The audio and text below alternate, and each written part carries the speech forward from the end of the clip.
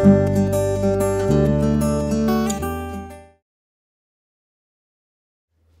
and welcome to the Cake Tip. Today we're going to be making keto red velvet cheesecake. This is low in carbs and completely refined sugar-free and extremely delicious. This cake is also gluten-free because it is grain-free. Okay, let's get baking. First of all, you're going to need a 7-inch deep round loose bottom cake tin. Then you're going to need the ingredients for the base for your cheesecake, which you will put into a food processor to process the same as you would do a bliss ball. In fact, we're using, apart from one part, the basis of the Red Velvet bliss balls that I currently have a video of. You're going to need 1 cup of natural cashew nuts, half a cup of desiccated coconut, 1 tablespoon of butter and a teaspoon of stevia, 1.5 tablespoons of cocoa, half a teaspoon of vanilla extract, and 3 teaspoons of beetroot powder. This is to help with your colouring, but it also has a very mild taste and is extremely good for you. You're going to place all of your ingredients, apart from your butter and stevia, into your food processor until it's combined and become quite small. Once it's at that stage, you will then need to melt your stevia and butter until it's become liquid, and then you shall add it to your other ingredients. The consistency you're looking for is like this, so it looks dusty, but when you press it together, it actually sticks together. And then we're going to add our liquid butter to the mix, the liquid and butter and stevia. This is just to help it harden for the base, to make it easier for when you're cutting your cheesecake. Combine your butter with your nut ingredients until all of the butter has been absorbed.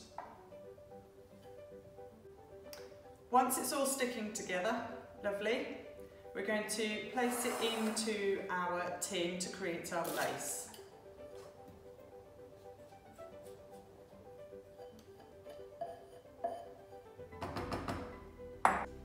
Using either a spoon or your fist, or both, whichever you prefer, press the base down so it becomes hard and flat. You want it nice and smooth, so that when you come to put your cheesecake on the top, it will be nice and even all round. Once you have finished pressing down the whole of the base into the bottom of the tin, it should look nice and firm and even like this. You're now going to place this into the freezer whilst we prepare the topping. For the topping of your cheesecake, you're going to need 500 grams of soft cheese. If this is in a block, you will need to leave it out for a couple of hours to soften, otherwise it's very difficult to get it to go smooth.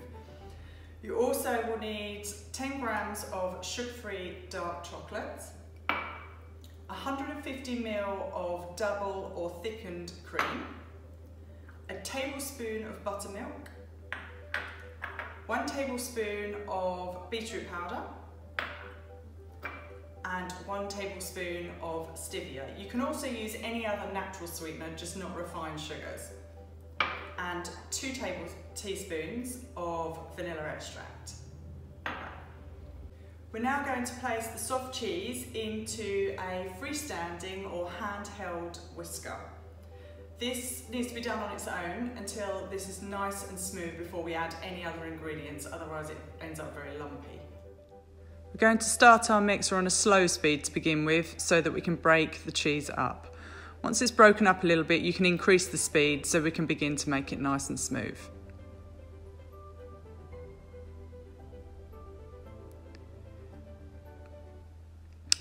Bring your mixer back up, scrape the sides back down so that any lumps are in the bottom of the bowl. Then we'll give it one last blast before we start to add other ingredients.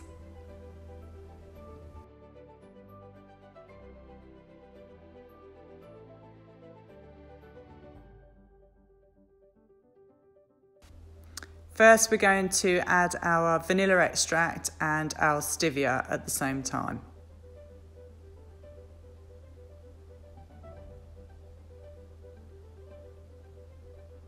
Once you've popped them both into the bowl, just bring the mixer back down again and begin on a slow speed. We're only going to mix this for a couple of minutes until it's just combined.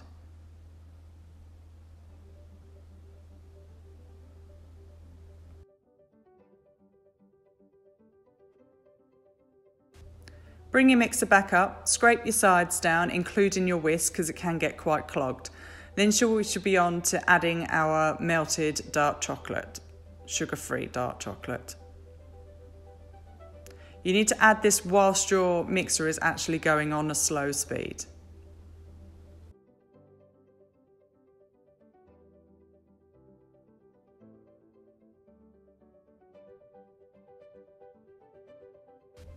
Once the chocolate's incorporated, we're on to adding our beetroot powder. The beetroot powder you need to pour into the bottom of the bowl and then turn on the slowest speed possible. The reason that you're doing it very slowly is because otherwise you will create a great big beetroot dust cloud, which covers everything. When it's not dusty anymore, you can increase the speed to fully combine the beetroot powder. Lift your whisk back up, scrape your sides back down so that it's fully incorporated. Then we're going to be adding our double cream or thickened cream to the mix.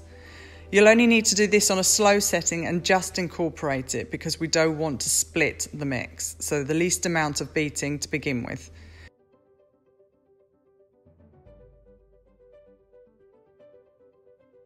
Lastly, we're going to add the buttermilk to the mix. Pop your mixer back down and gently incorporate it. Once it's incorporated, you can build up the speed, and we're going to try and build the volume into the cheesecake mix this time. So you're going to beat on a high setting, but watching the mix to make sure that it doesn't start to split. Only takes a couple of minutes. This is the consistency that you're looking for. Now you're going to pour this on your prepared base, which should be nice and hard from the freezer.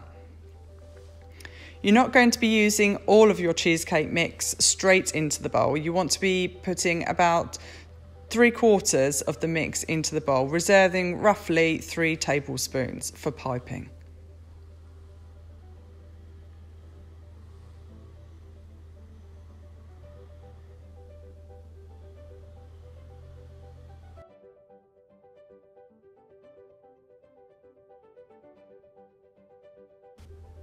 This is the rough amount you want to have left of your cheesecake mix ready to go into your piping bag. You're now going to spread your mix out across your base using either a palette knife or the back of a spoon, whichever you prefer to do. We need to do this to make it nice and smooth and ready for the piping. So you need it quite even when you're smoothing it out. This is the sort of result that you're looking for ready for piping. Grab yourself a piping bag, a glass and a star tip. Place it in the glass and then you can use the remaining cheesecake mix to pop into your piping bag. Once all of the mix is in the bag, pull it up and you want to squeeze it towards the nib and twist it round so it's quite firm around the mix so that you have full control when you're piping.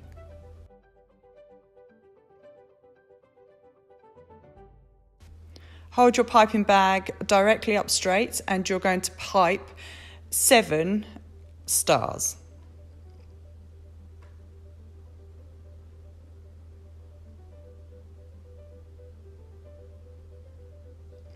Now your cheesecake is finished and ready to go into the fridge for a couple of hours to fully set. You can decorate this afterwards by dusting it with beetroot powder and a little bit of cocoa powder if you choose. Well, now you've made your gluten-free keto red velvet cheesecake and it's sitting in the fridge waiting for you to try it.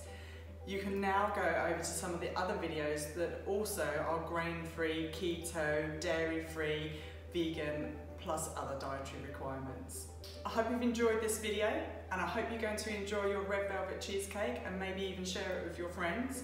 Please remember to subscribe for all of the up-to-date videos that come out weekly. All ingredients and measurements can be found in the description of this video. See you next time.